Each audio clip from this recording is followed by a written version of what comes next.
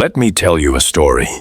It's a story about two fathers, two men who were both smart, both hardworking, and both deeply influential in the life of one young boy. One father had a PhD and was the head of education for the state of Hawaii. He was a man of letters, a man of the system. He believed in the power of a good education, the security of a stable job, and the virtue of saving money. He told his son, "Study hard so you can find a good company to work for." The other father didn't even finish the 8th grade. He was an entrepreneur, a businessman, and a man who viewed the world through a completely different lens. He told the same boy, "Study hard so you can find a good company to buy." That young boy was Robert Kiyosaki, and the book he wrote about these two men, Rich Dad, Poor Dad, has sold over 40 million copies, spent more than 6 years on the New York Times bestseller list, and become the foundational text for a generation of aspiring entrepreneurs.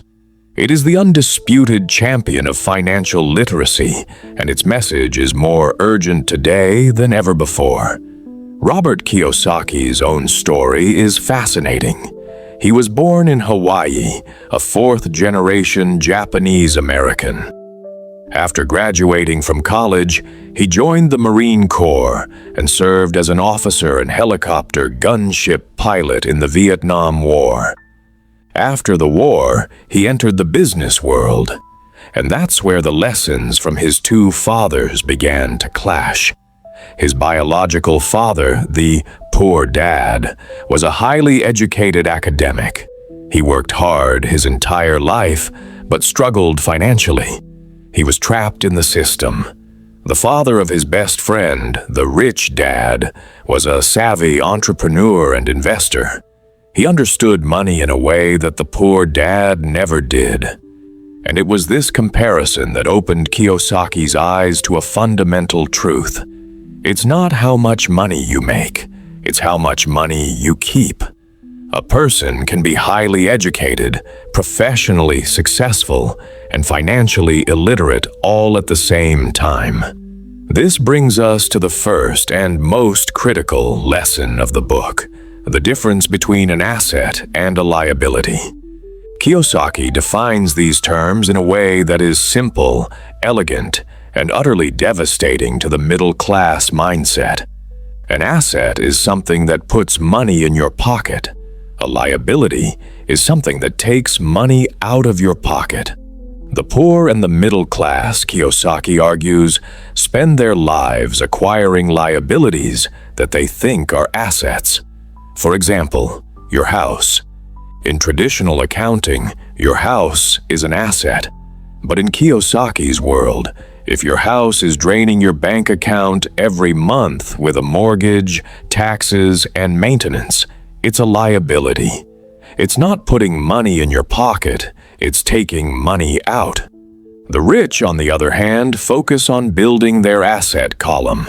They buy real estate that generates rental income. They buy businesses that produce cash flow. They buy stocks that pay dividends. They work to accumulate assets that generate enough passive income to eventually cover their expenses, freeing them from the daily grind. This leads directly to the second core idea: the rat race. Most people spend their lives trapped in a cycle. They get a job, they earn a paycheck, they pay their bills, and they have just enough left over to keep going. The moment they get a raise, they increase their spending. They buy a bigger house or a nicer car, which are liabilities, so they need to work even harder to support them. They are running faster and faster, but they are staying in the same place. They are working for money. The rich, however, have figured out a different game. They have figured out how to make money work for them. They build a business, they acquire assets, and they let the cash flow from those assets buy their freedom. And the third great truth of this book is that our current education system is failing us. Schools teach us how to be good employees. They teach us to read, write, and do arithmetic, but they don't teach us about money. They don't teach us about taxes, about investing, about the power of compound interest, or about how to build a business. They don't teach us how to be rich. They teach us how to be comfortable. They teach us to avoid risk. But Kiyosaki argues that calculated risk is the price of admission to the world of the wealthy. He says that the fear of losing money is what keeps most people poor. They play it safe, they stay in their comfort zone, and they never build the wealth they are capable of. The rich, by contrast, embrace failure as a learning opportunity. In a world where the traditional job for life is disappearing and entrepreneurship is booming, Kiyosaki's message is a powerful one. He's not just telling you to quit your job tomorrow.